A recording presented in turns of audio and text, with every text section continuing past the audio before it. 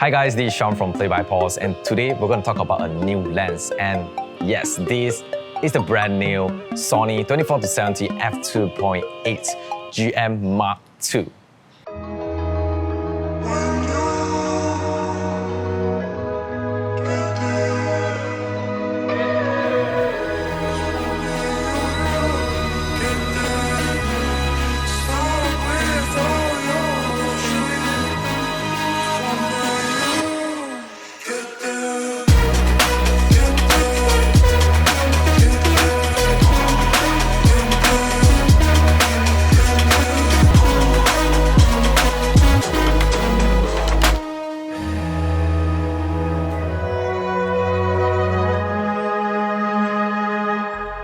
Let's put it this way, I love prime lenses because it's fast, it's easy to work with, it's lightweight compared to a zoom lens. Generally, I like to use prime lens because it fits my shooting styles, but I will still pick a zoom lens when the projects require me to prioritize speed and versatility over image quality. I guess that's a few reasons why people pick a zoom lens over a prime lens. But will this brand new 24-70 GM Mark II change our mind? We're gonna figure out later. So, if you know me well, I always prefer a real-world test compared to a lab test when I receive a new lens. Let's face it, when you receive a new lens, you just want to try it, play around. So later on, I'm gonna get some shots with our very best friend Delphine. So we're gonna take some photos and videos with this lens and see how this lens perform in real world.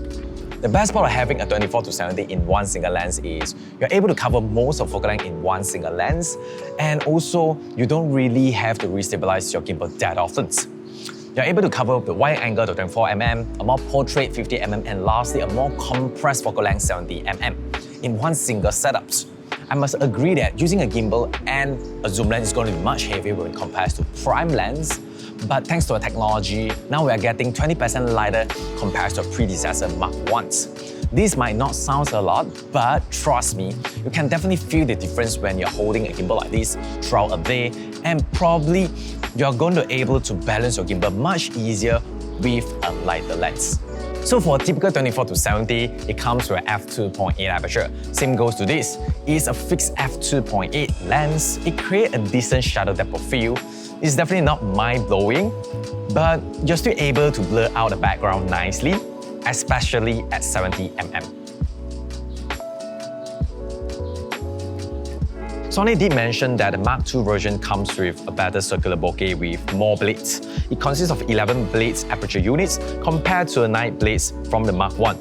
Aside from that, they also have the Super ED glass elements to minimize the color bleedings around the bokeh. So I also did some short tests comparing to the Mark I and Mark II, so you can have a side-by-side comparison.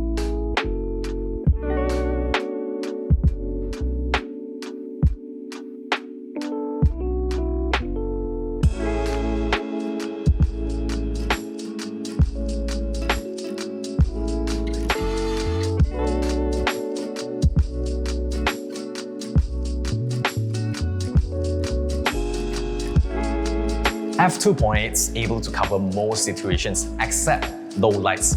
This is something that we have to accept for zoom lens f2.8 because we can't really compete with a prime lens 1.4 or f1.8. I guess you wouldn't find a perfect lens, especially when it can do so much in one lens. Let's talk about the design of this lens. You would expect from a GM lenses is very solid, and this lens comes with 2 focus hold buttons, which give you an easy access when you're shooting in a portrait or even a landscape mode. Aside from that, it also comes with aperture rings, which is pretty common from the latest GM lenses. Aside from that, there's also a click on-off button and also a iris lock buttons, which helps you to prevent the aperture ring from being accidentally moved. Something I never thought of, but Sony does it, which is a smooth zoom switch. I've never really used this type of function before, but apparently these functions helps you to switch between tight and smooth positions for your zoom ring. The tight position prevents you from accidentally turning your rings when you're moving your tripod, while the smooth positions provide lights and smooth turn speeds when you're shooting. Personally, I don't really use it, but you might find it interesting. Next, the new lens hood design. So this is something that you don't notice until you have it.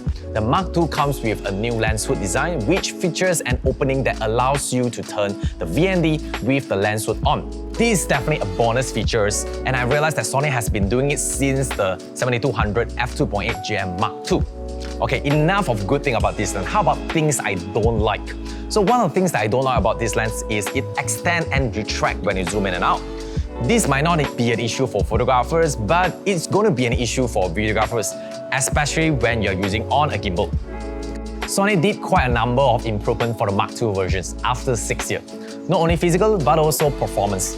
Based on paper, the Mark II version is 2 times faster than the Mark I versions while you're zooming in. This is something that I don't often use, just something that you might find interesting. I also did some comparison between the Mark I and Mark II versions in terms of autofocus.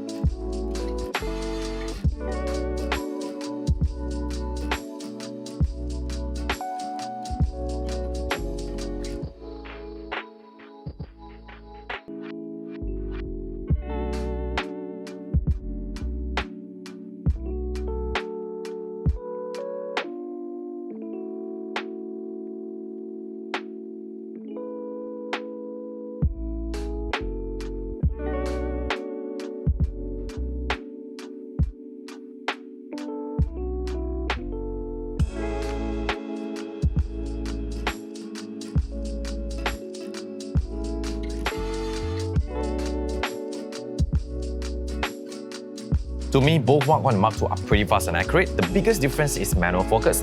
The Mark II version has used a linear manual focus system to ensure that the focus responds directly when focusing manually. This is definitely a plus point for video shooters because sometimes you just want to go with the conventional way.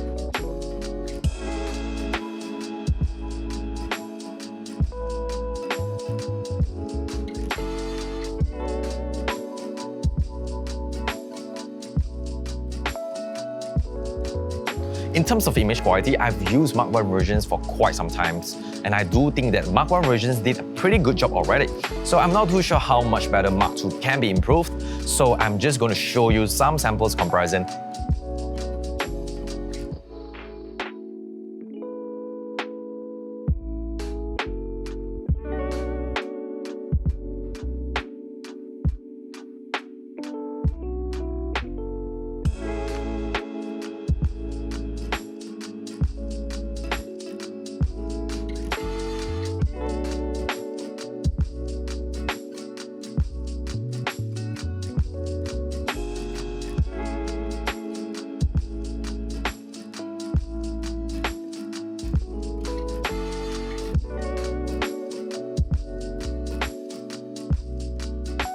Based on the portrait photos, I don't see much difference between these two lenses. Both of these lenses are pretty sharp from center to edge. The Mark I versions might be a little bit softer at the edge, but honestly you can barely tell if you didn't zoom in to 100 or 200%. So is this lens for you? If you're looking for the best of the best and budget is not an issue, definitely go with this lens. Because this is going to give you the latest technology, is going to give the best performance, and is an improvement from the predecessor. On the other side, if you're looking for a more budget versions and you don't mind sacrificing some of the performance, then you might need to look at other brands like a Tamron or Sigma or even the Mark 1 versions. So I own a Tamron 24-70mm F2.8. It's pretty workable, it's a great lens.